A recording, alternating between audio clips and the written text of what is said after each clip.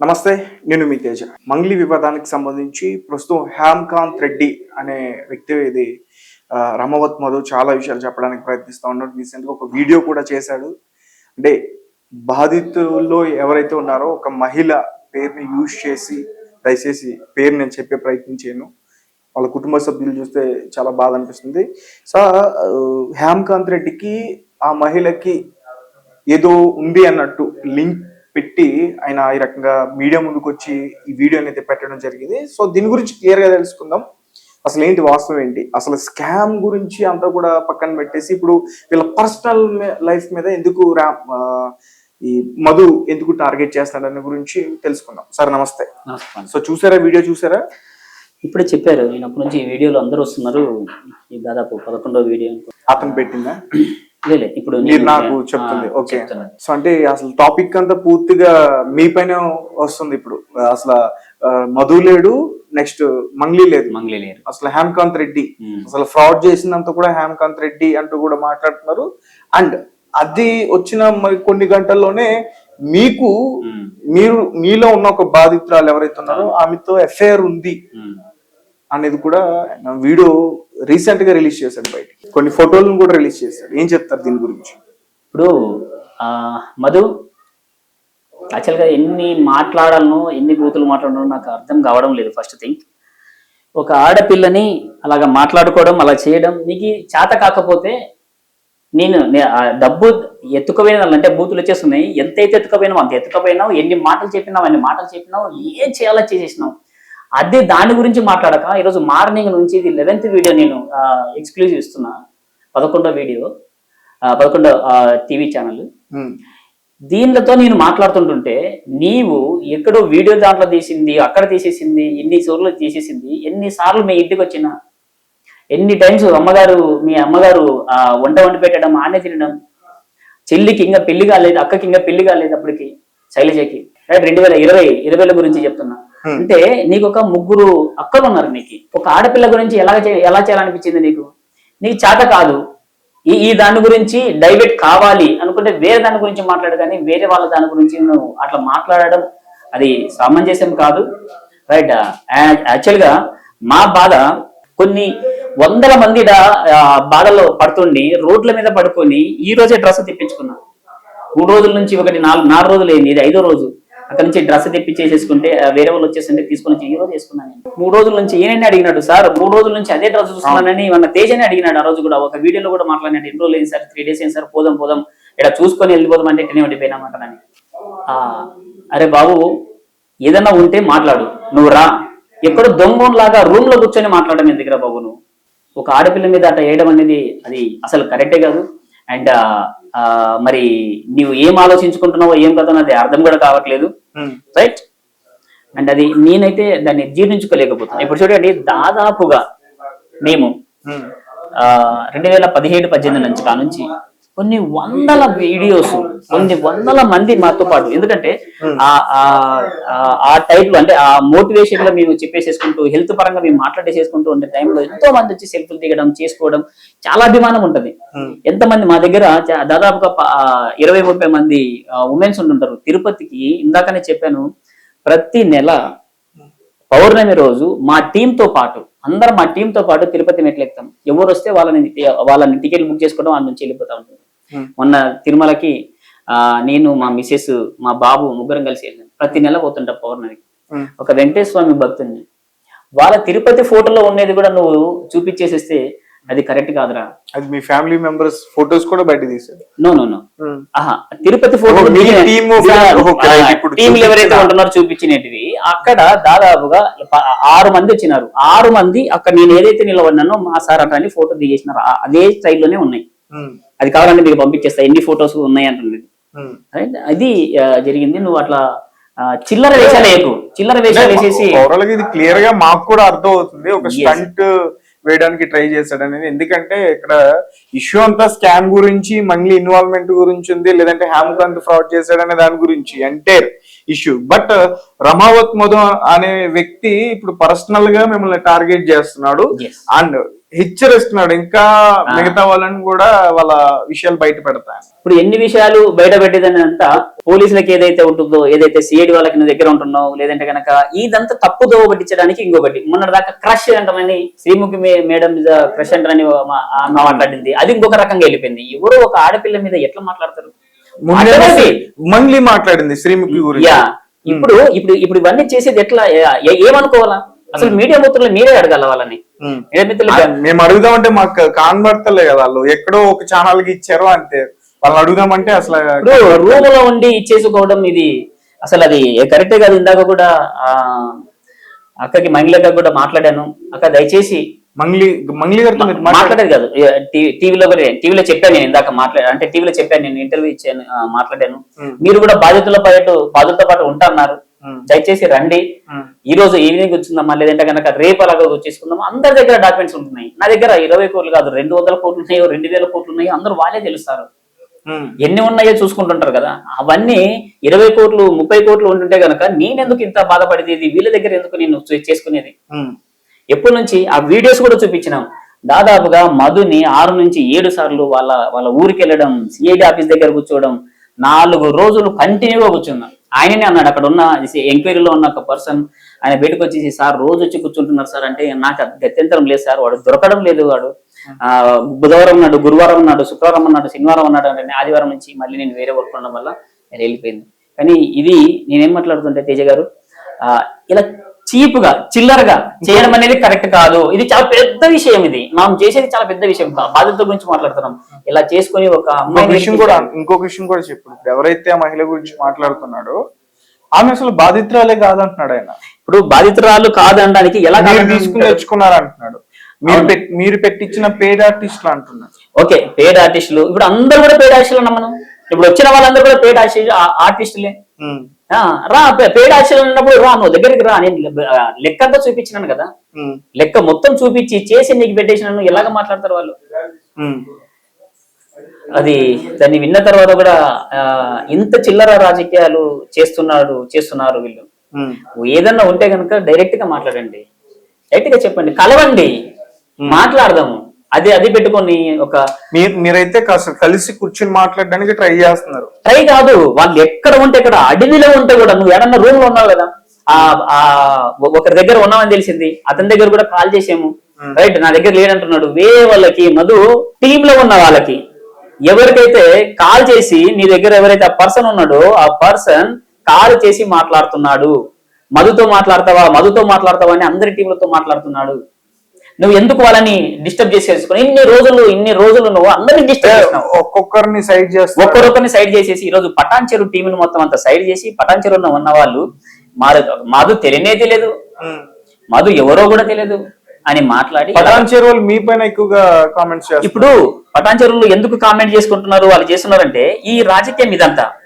నేను వాళ్ళ గురించి మాట్లాడి వాళ్ళ గురించి ఉండిపోయి ఇప్పుడు ఈ రోజు అంతా వాళ్ళు అలా చేసుకుంటున్నాం అనేది, ఎందుకంటే వాళ్ళు నష్టపోతారు. వాడు చెప్పినదల్లా, ఇన్ని రోజులు చెప్పిందల్లా వినుకుంటూ వచ్చినారు కదా, చాలా నష్టపోతారు. నేను వాళ్ళకు కూడా చెప్తున్నా, దయచేసి చెప్పేస్తున్నా, మీరు ఏదైతే జరిగిందో అది చెప్పండి, ఎవరికైతే ఇచ్చినారో వాళ్ళకి చెప్పండి. ఇది ఇక్కడ చూడండి, ఇది ఇక్కడ ఒక 3 months బ్యాక్ మధు మాకు కలవడం, ఇది ఫస్ట్ టైం ఇక్కడికి వచ్చేసి రా మధు మాట్లాడదామంటే కనుక మాట్లాడిన వీడియోస్ ఇవి 3 months బ్యాక్.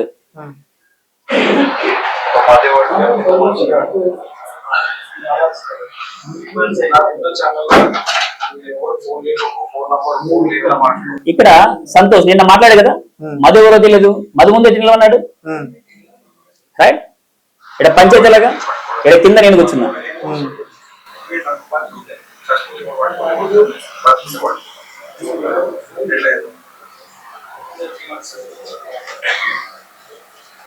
ఆయన ఎవరు పెద్ద మనిషి? 3 months లో నేను డబ్బులు ఇస్తానని పటాన్ చెరువులో అన్న ఉన్నాడు, ఆయన దగ్గరికి వెళ్ళాము. ఆయనే చేసిందంతా, మచ్చేందర్ అన్న అంటే ఆయన ఉన్నాడు, ఆయన వాళ్ళ ఆఫీస్ లో మాట్లాడినది. అక్కడ నుంచి ఇక్కడి వరకు ఈ రోజు వరకు మాట్లాడలేదు. రెస్పాన్సిబిలిటీ ఎవరు?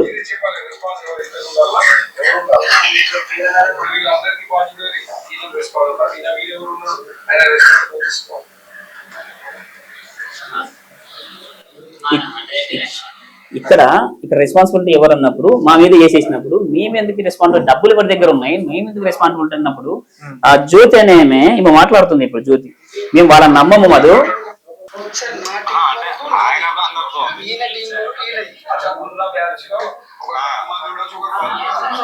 ఒక్కొక్కరికి ఒక ఊర్లో ఒక్కొక్క బ్యాచ్ ఉంటుంది వాళ్ళకి. ఓకే, ఇలాగా నాకు వీడియో నేను పంపించేసానండి. అండ్ ఈ భరత్ చౌహాన్ నాకు తెలియదంటే వాళ్ళ ఇంట్లో కూర్చునేది, ఇది వాళ్ళ ఇంట్లో నిలబడి మాట్లాడి చేసిన ఈ ఫొటోస్ అన్ని. భరత్ చౌహాన్ నాకు తెలియదు చేయలేదు అంటనని మాట్లాడిన ఈ ఫొటోస్. అదే కనుక ఈయన ఇక్కడ ప్లాన్ అనేది ఎక్స్ప్లెయిన్ చేస్తున్నాడు. సత్య ఈయననే 5 కోట్లు పెట్టినాడు, 5 కోట్ల 5 లక్షల రూపాయలు ఇచ్చినాడు ఒక్క పర్సన్. ఇతను భరత్, ఇది Gokulanandana infra India private limited officer. ఇక్కడ మేమందరం కూర్చొని ఈ బిజినెస్ ని ఎలాగా ఇప్పుడు ఇన్ని రోజుల నుంచి వాళ్ళు బిజినెస్ చేస్తున్నారు అంటే మైక్రో ఫైనాన్స్ కింద డబ్బులు ఎట్లా పడుతున్నారు ఏం కథనే తెలియదు. మేము చేసింది శుభక్షేత్ర ఎందుకు వచ్చింది దాని గురించి డిస్కషన్ అప్పుడు మాట్లాడదాం. ప్రతిసారి ఏమన్నారంటే శుభక్షేత్ర గురించి మాట్లాడతలేరు అన్నారు. శుభక్షేత్రకి అకౌంట్ లేదు, అది ఓన్లీ దాని మీద మాత్రమే ఉంది, అది ఇంకా రెడీ కావాలా, రెడీ అయ్యే లోపు ఇతను వెళ్ళినాడు. అకౌంట్ అన్ని దేని మీద డబ్బులు గోకులందరికి వెళ్ళినాయి. ఇది జరిగింది. వీళ్ళకందరికీ భరోసా లేదు, ఎవరైతే డబ్బులు ఇచ్చినారో వాళ్ళకి భరోసా ఏమీ లేదు. భూమి ఇస్తే భరోసా ఉంటది అనే ఉద్దేశంతో మధు వేరే వాళ్ళ దగ్గర ఇంకొక అక్కడ నుంచి పట్టుకొచ్చినారు ఆయనని. ఆయన ఈ భూములు ఇస్తున్నాడు లేకుంటే గనక ఈ గిఫ్ట్లు ఇస్తున్నాడు అనే ఉద్దేశంతో, భూమి ఇస్తే బాగుంటది అనే ఉద్దేశంతో అప్పుడు మేము ప్లాన్ చేసినాం. మధు నీది ఆలోచన కరెక్టే, ప్లాట్ రూపంలో వాళ్ళకి ఇచ్చేసి, ఎందుకంటే ఈ రోజు 1,00,000 రూపాయలు 2 లక్షలు ఉన్న ప్లాట్ ఈ రోజు వాళ్ళకి ఇస్తే భరోసా అంటే ఏమంటారు షూరిటీ, వాళ్ళకి ఫుల్ గ్యారంటీ చేసేసి నువ్వు ఎట్లయితే 6 రూపాయలు 7 రూపాయలు 10 రూపాయలను ఇంట్రెస్ట్ ఇస్తున్నావో అది కాదు 5 రూపాయలాగానే చేసేస్తే, అంటే అసలు 12,500 5 లక్షలు ఇచ్చినారు కదా, అసలు 12,500 ఇంట్రెస్ట్ 12,000 మొత్తం కలిపి ఎంత అండి 25,000 నెలకి అని చెప్పింది. దాని వల్ల అది రెడీ అయిపోయింది. అది అయిపోయిన తర్వాత దానికి ఏం కాల. ఇదంతా అయిన తర్వాత ఇది ఏదో జరుగుతున్న ఉద్దేశంతో అక్టోబర్ 6వ తారీఖు ఇష్యూ జరిగింది. సెప్టెంబర్ 31 తారీఖు వెళ్ళిపోయింది, వాళ్ళందరూ లోపలికి వెళ్ళిపోయినారు. అక్టోబర్ 6వ తారీఖు ఇతను రిజిస్ట్రేషన్ చేయించాడు. ఏది శుభక్షేత్ర అనేది జస్ట్ దానికి ఇష్టట్లో ఉంది, దానికి ఎటువంటి అకౌంట్లు కానీ ఎటువంటిది కానీ ఏది లేదు, మమ్మల్ని ఇరికించడానికి డైరెక్టర్ గా పెట్టాడు. ఇప్పుడు నెక్స్ట్ మీరు ఏం చేయబోతున్నారు సార్? ఎస్పెషలీ మీరు మీడియా మిత్రులు కావచ్చు లేదంటే కనుక డిపార్ట్మెంట్ వాళ్ళకి కావచ్చు, నేను మై హంబుల్ రిక్వెస్ట్ చాలా మంది ఉన్నారు. యాక్చువల్గా నారా లోకేష్ గారు కూడా దీని మీద స్పందించారు. ఇక్కడ కర్నూలు ఆదోని కర్నూలులో ఎఫ్ఐఆర్ కూడా జరిగింది. ఇంత పెట్టుకొని కూడా వాళ్ళు అక్కడ ఎందుకున్నారు అనేది అక్కడ నుంచి జరిగింది. మేము ఇక్కడికి వచ్చేసిన తర్వాత అనిత మేడం గారి హోం మంత్రి అనిత మేడం గారి మీరు వెళ్ళి కలవండి అంటారని రోషన్ సార్ కూడా చెప్పింది. రోషన్ గారు కూడా చెప్పారు, ఇట్లా ఉండండి, చేస్తాము, సపోర్ట్ ఖచ్చితంగా చేస్తామంటారు. ఇలా మేము రకరకాలుగా వెళ్తా ఉంటున్నాం. ఈరోజు వాళ్ళు ఆరోపణలు చేస్తూ ఉంటున్నారు, 20 కోట్లు ఉన్నాయి, అన్ని జరుగుతున్నాయి అని. అదే మధు సిఐడి ఆఫీస్ దగ్గర ఇది డబ్బులు నా దగ్గర ఉన్నాయి కదండి. ఇప్పుడు ఒకసారి బాగా తేజ గారు బాగా నన్ను అర్థం చేసుకుని చూడండి, ఎందుకంటే వీడియోలో మాట్లాడి బాగా నీరసం అయిపోయింది. యాక్చువల్గా ఇలా ఇందాక తిన్నామంటే కూడా తినబుద్ధి కాలేదు. ఇప్పుడు వాళ్ళు పటాన్చెరులో ఉన్న వాళ్ళు పెట్టారు కదా, ఏమని పెట్టారు వాళ్ళు, హేమకాంత్ రెడ్డి తెలియదు, హేమకాంత్ రెడ్డి మాత్రమే తెలుసు, మధు తెలియదు.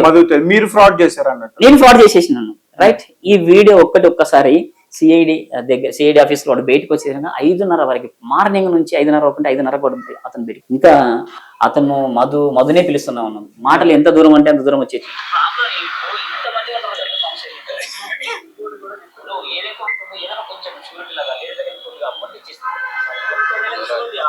తేజ గారు ఏదన్నా కొంచెం అమౌంట్ ఇచ్చేస్తే ఈ 2 నెలల వరకు వాళ్ళు బతుకుతారు అని వేడుకుంటున్నాను నేను. ఎప్పుడు ఇది ఏ నెలది? ఏప్రిల్, మే, మార్చి, ఫిబ్రవరి, జనవరిలో 3 months బ్యాక్. ఇది రమావతం అదే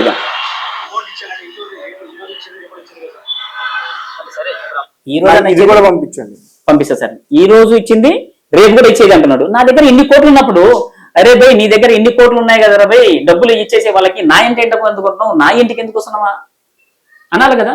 రైట్, ఎక్కడి నుంచి ఇస్తావు?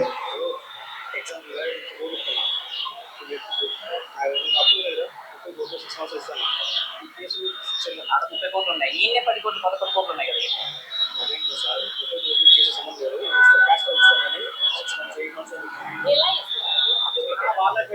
ఇక్కడ జ్యోతి మేడం గారు, ఆయన ఎవరో తెలియదు, మధు సంబంధం లేదు, మంగిలి గారి సంబంధం లేదు, కరెక్టే. వాళ్ళకి ప్రెస్ మీట్ లో మాట్లాడినామే, ఆ ప్రెస్ మీట్ లో ఎంత నీట్ గా మాట్లాడింది. ఇప్పుడు ఎవరితో మాట్లాడుతుంది? మీరున్నారు అక్కడ. జ్యోతి గారు, మీరు ఏం చేస్తున్నారు? బాధితులు మీతో పాటు ఉన్నారు, గుర్తుపెట్టుకోండి. కొత్తకోట కావచ్చు అండ్ బాన్సువాడ కావచ్చు, మీ అకౌంట్ లో కూడా డబ్బులు వేయించుకున్నారు. ఈ రోజు కాదని ఎలా మాట్లాడుతున్నారు మీరు? బాధితులందరూ చాలా ఇబ్బంది పడతారు. దయచేసి ఈ నలుగురు మాత్రమే ఉన్నారు. నలుగురు చాలా జాగ్రత్తగా, మీరు ఎలా మోటివేట్ చేస్తున్నారో, బయట నుంచి ఎవరు మోటివేట్ చేస్తున్నారో తెలియట్లేదు. నేను మీ గురించి పోరాడుతున్నా. ఇక్కడ ఇంత నీట్ గా మాట్లాడినారు. ఆమె అడుగుతుంది కదా, అదే అడుగుతుంది.